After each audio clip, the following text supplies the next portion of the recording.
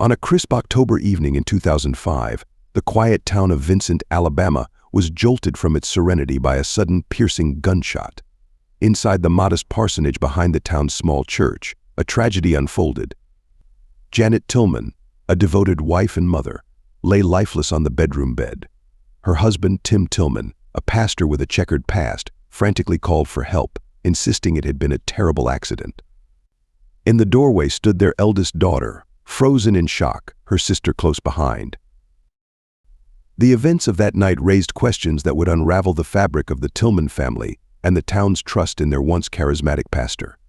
What seemed at first like a tragic accident turned out to be far more complicated, exposing hidden secrets and sparking a community-wide reckoning. Janet Tillman was born on January 18, 1965, in Jacksonville, Florida, to Charles and Dorothy Harper, a devout couple deeply rooted in their faith. Raised alongside her two sisters, Judy and Joan, and a brother, Charles Jr., Janet grew up in a household where religious values and community service were paramount. Her father, a dedicated pastor, instilled in her a strong sense of compassion and commitment to helping others. In the early 1980s, Janet met Timothy Tillman, known as Tim, during a church event. Tim, born in 1964, came from a less stable background. Raised by his mother Magdalene and stepfather David, Tim's childhood was marked by the absence of his biological father, Dwight, whose influence was minimal. Despite their contrasting upbringings, Janet and Tim shared a connection, and by December 1983, they were married. The couple settled in Jacksonville, where they welcomed two daughters, Jessica in 1986 and Tiffany in 1991. As Tim pursued a career in ministry, Janet became the quintessential pastor's wife, deeply involved in church activities and community outreach. Outwardly, their family life seemed idyllic. However, beneath the surface, cracks began to appear. Tim's ministry flourished in the early 1990s, but his personal struggles threatened to derail his career. Despite his role as a moral and spiritual leader, Tim engaged in behaviors unbecoming of a pastor, including frequenting strip clubs and consorting with sex workers. Janet, aware of his indiscretions, chose to stand by him, hoping he would change. In 1995, after being spotted leaving a disreputable nightclub, Tim was removed from his position in Jacksonville. The family relocated to Minnesota, where he found work leading a new congregation. But old habits resurfaced, and Tim was dismissed again when an affair with a church member came to light. This time, the family remained in Minnesota, with Tim working as a civilian worker in a prison. By the early 2000s, seeking a fresh start, the Tillmans moved to Vincent, Alabama, a small, close-knit community nestled in the Appalachian foothills. Tim found an opportunity to serve as a guest pastor at the local church. His engaging sermons quickly won over the congregation, but he never completed the background checks required to formalize his position. Meanwhile, Janet became an integral part of the community, admired for her kindness and leadership. On October 26, 2005, the Tillman family hosted a charity event to raise funds for Hurricane Katrina victims. The event included a turkey shoot, where participants tested their marksmanship with rifles. The day went smoothly until one of the rifles jammed. Tim decided to wrap up the event early, citing safety concerns and the upcoming church service. After the event, Tim and Janet carried the rifles back to their home behind the church. Janet, ever supportive, helped her husband store the weapons under their bed, out of reach of their daughters. As Tim entered the bedroom, one of the rifles slipped from his grasp, struck the doorframe, and discharged. The bullet hit Janet in the back, and she collapsed onto the bed. The gunshot startled their daughters, who rushed to the bedroom to find their mother unresponsive. Tim, frantic, yelled at them to call for help. Despite their quick response, Janet's injuries were fatal. Emergency responders arrived to find a scene of chaos and grief, but nothing could be done to save her. Initially, the incident was treated as a tragic accident. Tim appeared distraught, alternating between wailing in anguish and offering detailed accounts of what had happened. However, some witnesses noted inconsistencies in his behavior. While he seemed to be grief-stricken at times, others described him as eerily composed, calmly explaining the mechanics of the rifle's discharge. At the police station, Tim recounted the day's events, emphasizing the accidental nature of the shooting. Despite his emotional state, investigators couldn't ignore the unusual circumstances surrounding the incident. Tim's reluctance to complete the necessary paperwork for his position at the church and his troubled history raised suspicions. Janet's death sent shockwaves through the town. Friends and neighbors mourned the loss of a woman known for her selflessness and dedication. A memorial service was held at the church where she had devoted so much of her life, and her body was later laid to rest in her hometown of Jacksonville. For the Tillman family, the aftermath was devastating. Tim faced scrutiny from both law enforcement and the community, with many questioning his version of events. Janet's family, though grieving, harbored doubts about the circumstances of her death. As the investigation progressed, rumors swirled about Tim's past and the true nature of his relationship with Janet. Was her death an unfortunate accident, or did it stem from a darker motive? For a town that had placed its faith in Tim, the truth would be both shocking and deeply unsettling. Janet's tragic end served as a stark reminder of the hidden complexities within seemingly perfect lives. Back in Vincent, law enforcement initiated routine checks on Tim's background, as he was the only person present during Janet's sudden and tragic death. What initially appeared to be standard protocol quickly unraveled into something far more alarming. While examining his records, officers discovered that Tim held not one, but two valid driver's licenses, each under a different name. One identified him as Timothy Tillman, the name by which he was widely known in the community, while the other listed him as Timothy Patrick McNally. Both licenses featured identical photographs of Tim, leaving no doubt that they belonged to the same man. This discovery raised immediate concerns among the investigators, who began to question why Tim would maintain two identities. As the investigation deepened, detectives uncovered that the second license had been issued just 4 months earlier under the name Timothy Patrick McNally. Even more suspicious was the fact that it had been reissued back to his original name, Timothy Tillman, merely 2 weeks before Janet's death. This timeline suggested deliberate intent and raised the possibility of premeditation, adding a layer of suspicion to what was initially treated as a tragic accident. The unease surrounding Tim only grew as Janet's family voiced their concerns. Her sisters, particularly Joan, were outspoken about their mistrust of Tim. They believed he was hiding something and suspected foul play in Janet's death. Frustrated by the limited resources of the Vincent Police Department, Joan took matters into her own hands. She wrote a letter to the district attorney, imploring the office to bring in a more experienced agency to conduct a deeper investigation. Her persistence paid off when Scott Bartell, a seasoned detective from the Alabama Bureau of Investigation, was assigned to the case. Upon his arrival in Vincent, Detective Bartell reviewed Tim's initial interview with local officers. He immediately noted discrepancies in Tim's demeanor. Instead of the raw grief one might expect from a grieving husband, Tim's behavior came across as rehearsed and insincere. Bartell observed that Tim frequently glanced at the clock during the interview, as if impatient for it to end. This odd detail, coupled with his exaggerated tone and over-explained answers, raised red flags for the experienced detective.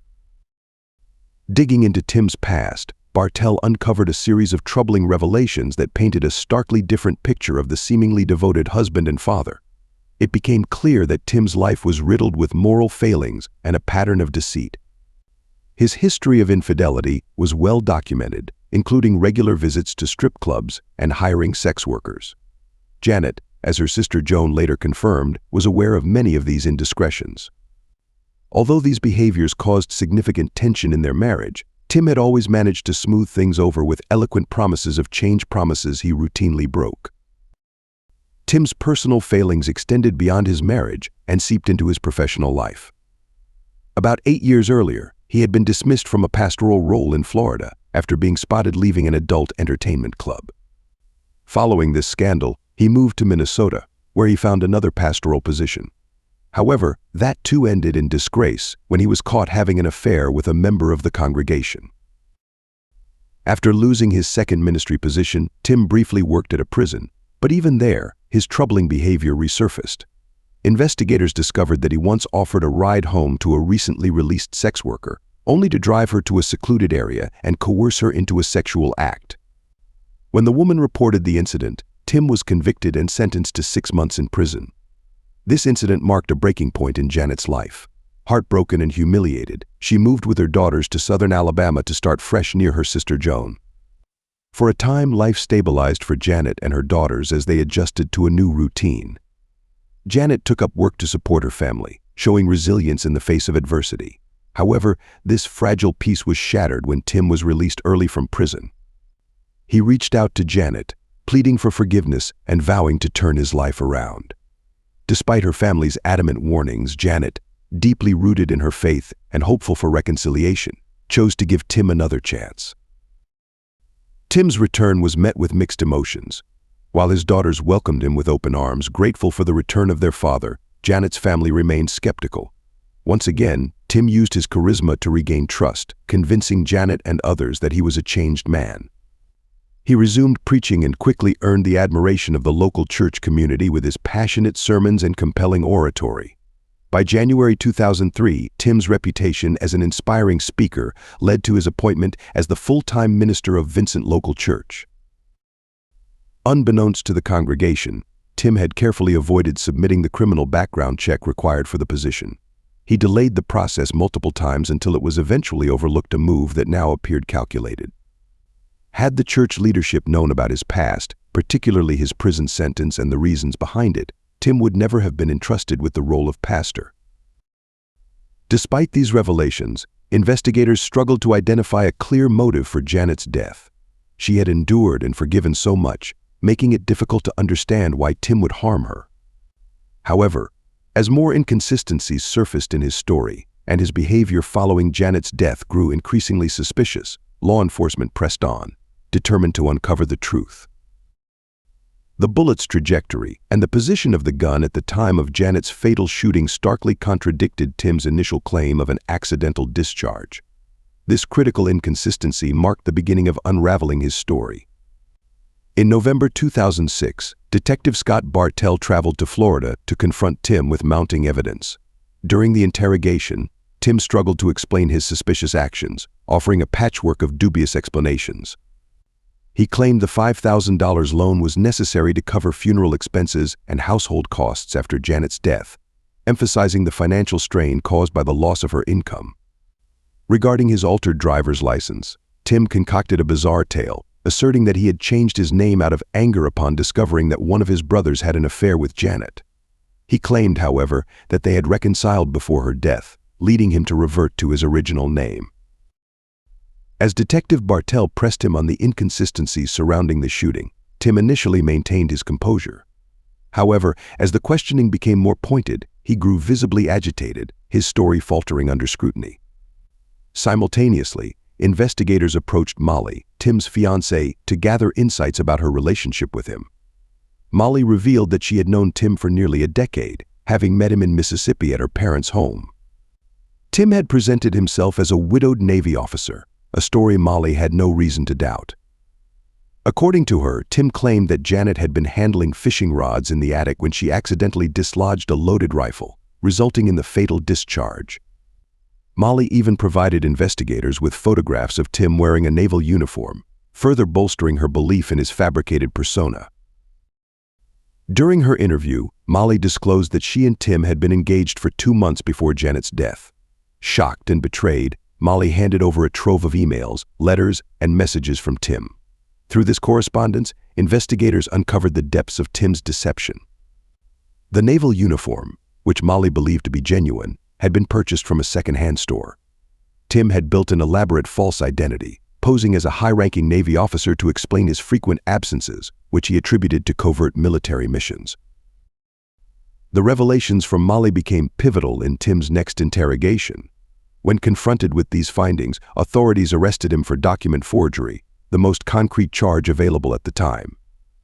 While in custody, his communications were closely monitored, revealing Tim's continued attempts to manipulate Molly. He wove an elaborate tale, claiming that his arrest was part of a covert government mission and promising their eventual reunion. Remarkably, Molly believed him and remained loyal. After serving 6 months in jail for forgery, Tim posted bail and wasted no time marrying Molly. The couple relocated to Florida, but their respite was short-lived. Law enforcement and prosecutors had been steadily building their case, and eventually, a grand jury indicted Tim for Janet's murder. In October 2009, Tim was arrested at his Florida workplace and extradited to Alabama. Tim faced charges of murder and possession of a forged financial instrument. His bail was set at $500,000 as he awaited trial. During the trial, prosecutors leaned heavily on forensic evidence. Experts testified that the bullet's trajectory was inconsistent with an accidental discharge, suggesting instead that the rifle had been deliberately aimed at Janet. Blood spatter analysis corroborated this conclusion, and a local witness testified that the rifles were confirmed to be unloaded before Tim left the fundraiser that evening, indicating he had intentionally loaded the weapon. The prosecution also highlighted Tim's financial struggles and his affair with Molly as motives, suggesting he stood to benefit significantly from Janet's life insurance policy. Despite the defense's insistence that Janet's death was a tragic accident, the jury was unconvinced. Tim was found guilty of murder and forgery, receiving a life sentence for Janet's murder and an additional 10 years for the forgery charge. The story, however, did not end there. In 2011, Tim's legal team successfully appealed the verdict, arguing that combining the forgery charge with the murder case had unfairly influenced the jury. The Alabama Court of Appeals ordered a retrial, but in 2012, Tim was once again convicted of murder and sentenced to life imprisonment. Subsequent appeals were denied, with the Alabama Supreme Court upholding the conviction in 2017. As of November 2024, Tim Tillman remains incarcerated at the age of 60. To his congregation, he had been a man of faith, a spiritual leader who embodied moral principles. In truth, his actions revealed a man consumed by lies and betrayal, leaving behind a trail of grief and devastation. Janet's daughters lost both their parents, while her family and community continued to mourn the loss of a kind and beloved woman. Thank you for listening to True Crime Pulse. Share your thoughts on the story, like and subscribe to the channel, and stay safe.